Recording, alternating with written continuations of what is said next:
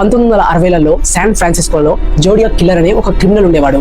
ఈ గాయ్ చాలా భయంకరమైన సీరియల్ కిల్లర్. అఫీషియల్ గా పోలీసులు అతను కనీసం 5 మందిని చంపాడని చెప్పారు. కానీ జోడియాక్ కిల్లర్ అతనే చెప్పాడు, నేను 37 మందిని చంపానని. ఈ కిల్లింగ్స్ మోస్ట్లీ 1968 నుంచి 69 మధ్య జరిగాయి. ఈ కిల్లింగ్స్ చాలా సీరియస్. చాలా యంగ్ కపుల్స్, లోన్ పీపుల్స్ ని చంపేవాడు. కానీ అతని కిల్లింగ్స్ ని కాకుండా అతని పద్ధతులు, అతని మెసేజ్లు, అతని కోట్స్ వల్లే ఈ స్టోరీ చాలా ఫేమస్ అయింది. ఆ కిల్లింగ్స్ తర్వాత జోడియాక్ కిల్లర్ మీడియా, పోలీస్ స్టేషన్లకు క్రిప్టిక్ లెటర్స్, కోడ్స్, పజిల్స్ పంపేవాడు. ఇలా పోలీస్ తో మెంటల్ గేమ్ ఆడేవాడు. అతను కోడ్స్ డీకోడ్ చేయలేనట్టుగా ఒక రకమైన రహస్యం పెట్టేవాడు. ఇంకా FBI, SIA కూడా డీకోడ్ చేయడానికి చాలా ప్రయత్నించాయి. కొంత కోడ్ డీకోడ్ అయింది, కానీ చాలా కోడ్స్ ఇప్పటికీ రహస్యంగా ఉన్నాయి. అతని ఫేమస్ లైన్ ఒకటి ఉంది, I like killing people because it's so much fun.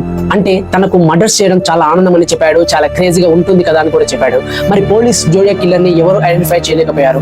చాలా సస్పెక్ట్స్ ఉన్నా ఎవరు ప్రూవ్ కాలేదు. ఈ కిల్లింగ్స్, లెటర్స్, కోడ్స్ వల్ల జోడియాక్ కిల్లర్ పేరు చాలా పాపులర్ అయ్యింది.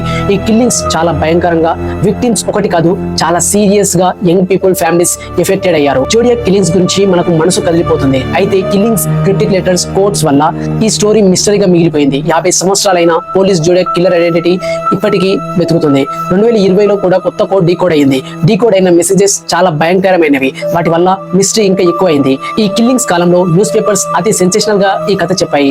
జోడియాక్ కిల్లర్ మీడియాలో చాలా దూసుకెళ్లింది. న్యూస్ పేపర్స్ రిటర్న్ లభించడంతో పబ్లిక్ పానిక్ అయింది. కానీ పోలీస్ జోడియాక్ కిల్లర్ ని పట్టుకోలేకపోయింది. అతని మోడస్ ఆపరెండి అంటే విక్టిమ్స్ ని లొంగించి సెక్లూడెడ్ ప్లేసెస్ కి తీసుకొని చంపడం. FBI criminal profiler Zodiac killings పై ఎక్కువ రీసెర్చ్ చేసింది. కానీ ఏజెన్సీలో జోడియాక్ కిల్లర్ ఎవరనే మాట చెప్పలేకపోయాయి. ఈ కిల్లింగ్స్ గురించి మనం చాలా చేపట్టుకోవాలి. జోడియాక్ కిల్లర్ మన సొసైటీలో ఉన్న క్రిమినల్ మైండ్ సెట్ ను చూపిస్తుంది. క్రిప్టిక్ కోడ్స్ డీకోడ్ చేయడం, పోలీస్ ఇన్వెస్టిగేషన్ ఎలా జరుగుతుందో కూడా తెలుసుకుంటాం. జోడియాక్ కిల్లింగ్స్ మనకి ఒక పెద్ద లెసన్ కూడా ఇస్తుంది. క్రిమినల్ మైండ్ ఎలా ఉంటుందో, ఆ క్రిమినల్స్ మీడియా, పోలీస్ తో ఎలా ఆడుతారో చూపిస్తుంది. ఈ జోడియాక్ కిల్లర్ స్టోరీ మీకు బాగుంది అని అనుకుంటా. మరిన్ని ట్రూ క్రైమ్ స్టోరీస్ కోసం మా ఛానల్ ని సబ్స్క్రైబ్ చేయండి. ఈ స్టోరీ మీద మీ ఫీలింగ్ ఏంటో కామెంట్ లో చెప్పండి. లైక్ చేయడం మర్చిపోకండి. మరిన్ని స్టోరీస్ తో త్వరలో కలుద్దాం. Thanks for watching. జై హింద్.